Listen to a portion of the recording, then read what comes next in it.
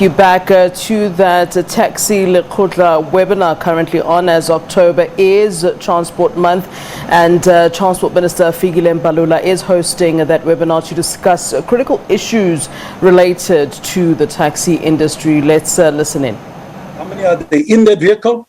How do we, find that this vehicle is traveling, and did this vehicle really work? So these things have been designed locally by the taxi industry. Ms. Kibi Manana was in Rustenburg with us on the 11th of March this year, just before the lockdown.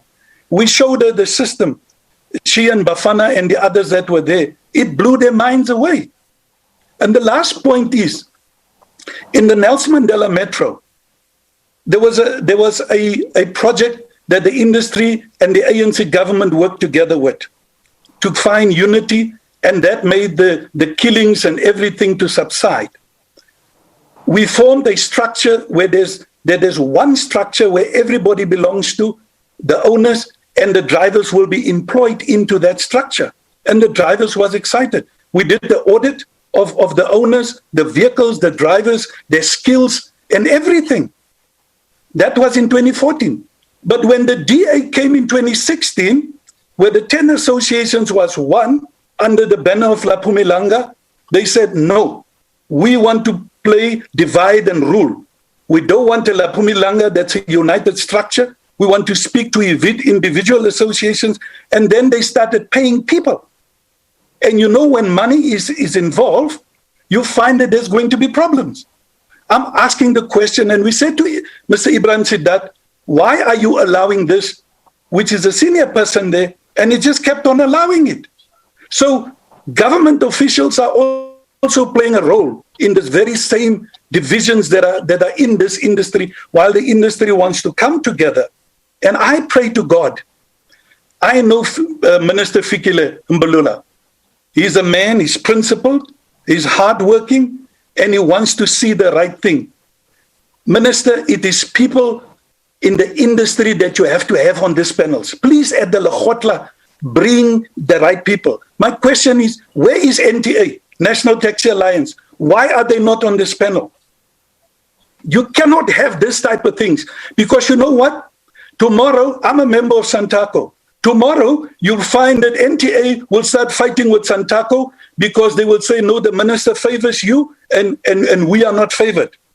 So my plea is, there is solutions in this industry. Our model is very simple. Unity, no killings, that all owners must be shareholders, that all drivers must be employed, within the industry, and they must be paid a good salary in terms of the Wage Determination Act, because I'm a trade union leader and I stand for those type of things, to respect workers, and those workers must work specific hours. There is a wage determination in terms of the hours that they must work. It's there.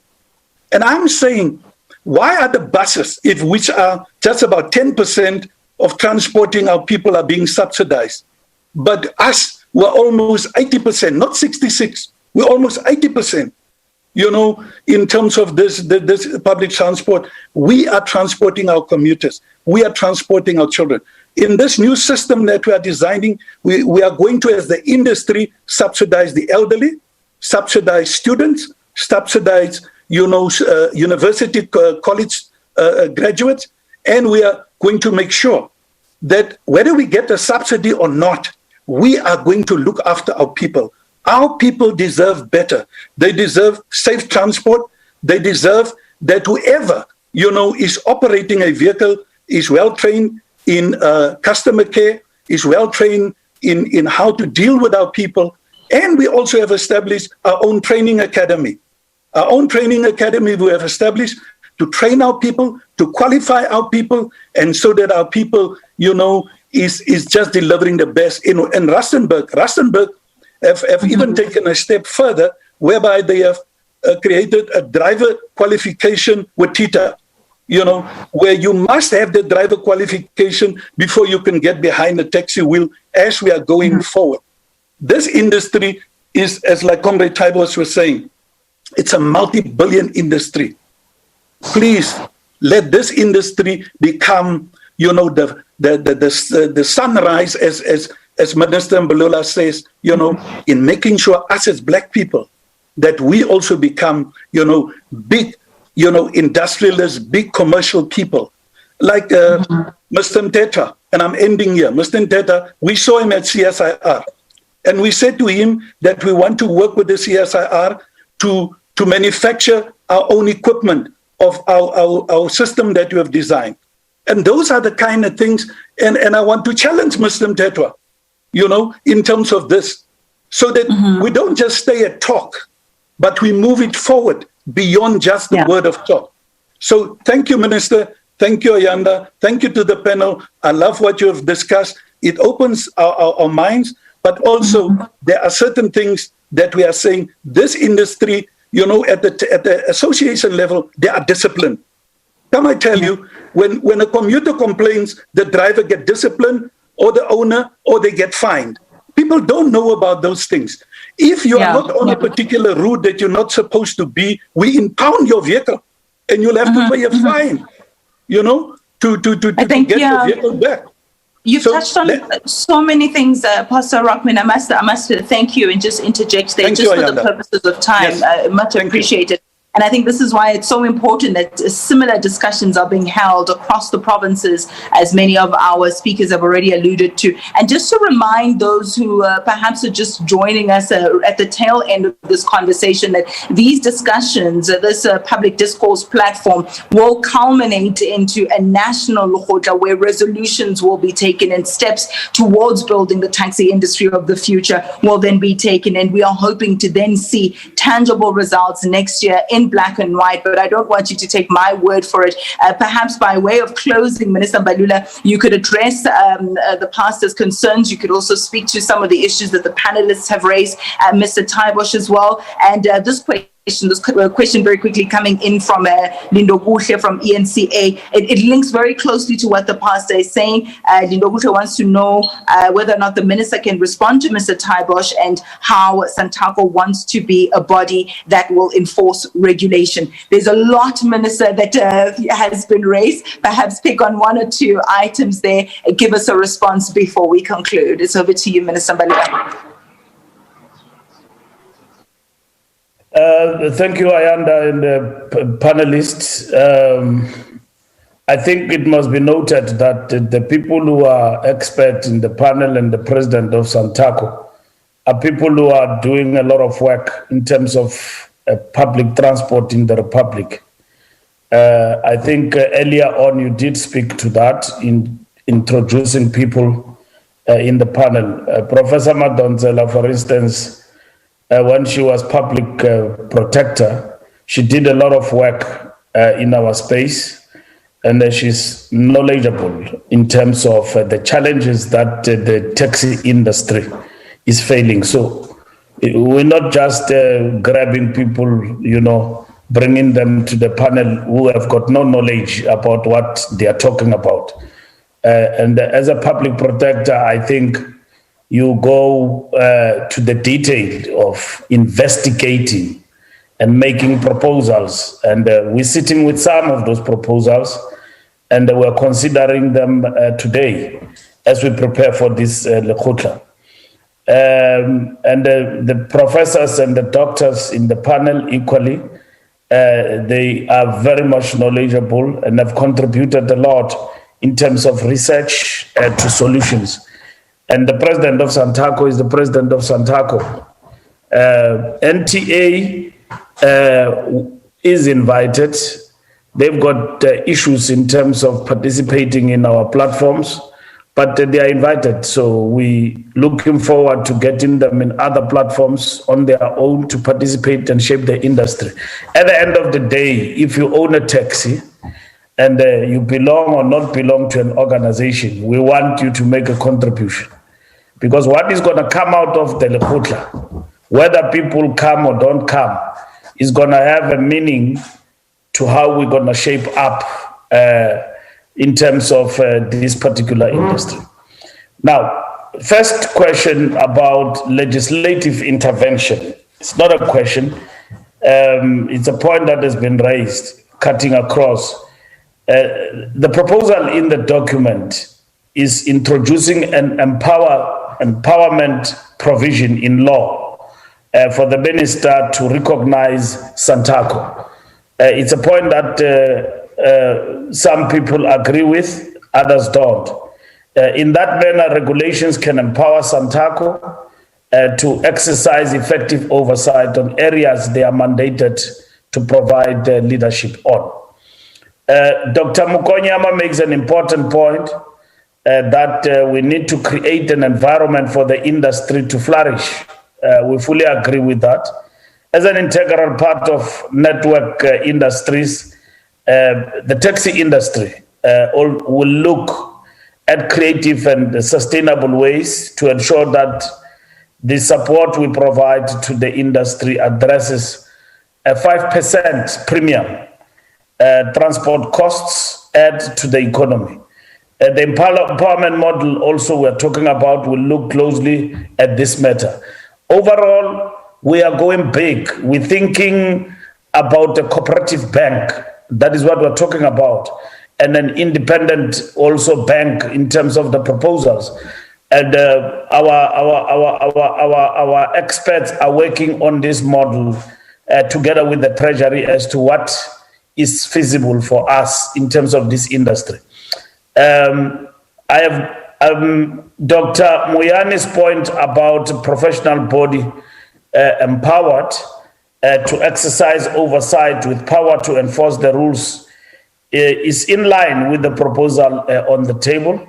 Various options are explored in the discussion documents on how such a body can be empowered through legislative intervention. Dr. Moyani also makes an important point about workers in the industry, particularly drivers, and the president of Santaco was breaking it down to us as to who are those people we are referring to. We have been emphatic that formalizing the industry includes compliance with labor laws and ensuring that conditions of service of workers are in line with the Basic Conditions of Employment Act. And this includes skills development and the professionalization of the industry. Recommendations about introducing audits and issues like that, Santaco should focus on. We welcome those particular contributions in terms of the discussion. The regulatory framework is weak, Prof, at the present moment. In strengthening this framework, there will be critical trade-offs that have to be made both by government and the industry. This includes a firm commitment to the centrality of the rule of law. Government must also be fair in the application of the rules in that issuing of operating licenses as a big issue must be within the provisions of the law and prescribed timeframes. Currently, many operators continue to operate with receipts. The president will know that, and everybody in the industry knows that, despite the fact that the law requires that operating licenses must be issued within 90 days. So there's a lot of fly-by-night, Gregory Rockman, pastor, that is going on around here. We say we've got 137,000 people in the E90s, but we know we've got way above that, I mean to about 300,000, and that is why there is conflict.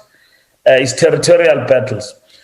Professor Madonsela makes a profound point about how the industry has not received its democracy dividend.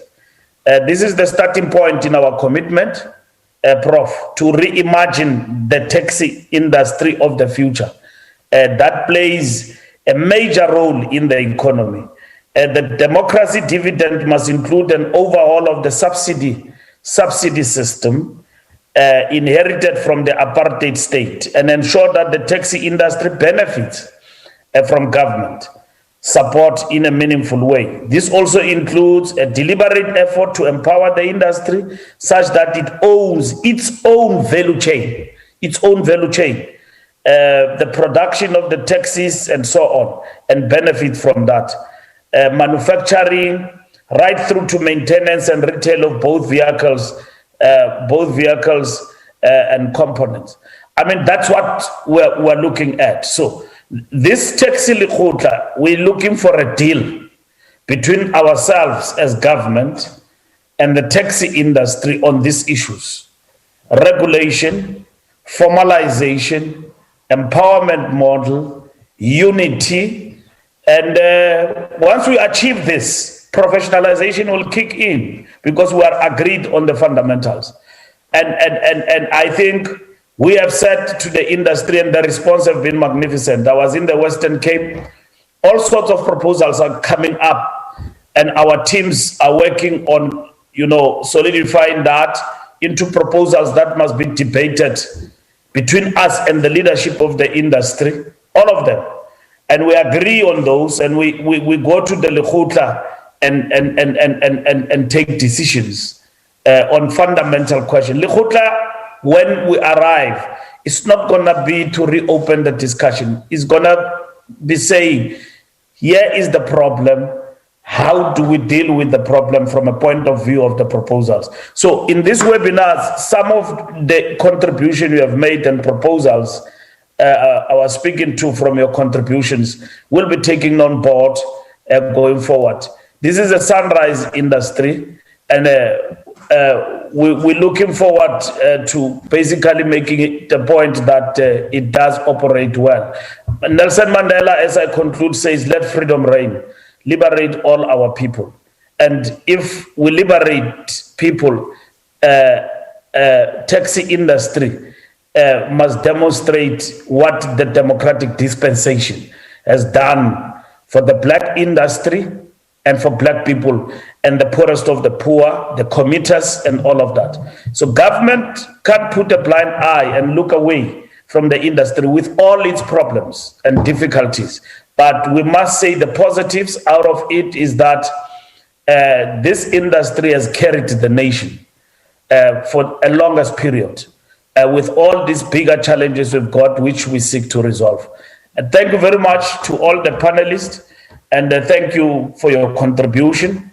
And I know we'll make even a bigger contribution going forward as we arrive at the lekgotla in the next 2 weeks. Thank you very much. Thank you so much, Minister Mbalula. Our thanks also goes out to Santaco President Philip Taibosh, as well as our esteemed panelists, Dr. Mokonyama, Dr. Moyana, as well as Professor Madonsela. Prof, I'll leave with these words that you reminded us of, that a journey of 1,000 miles begins with one step. And if we walk together, we will go further. Thank you very much. And the webinar is adjourned. Thank you.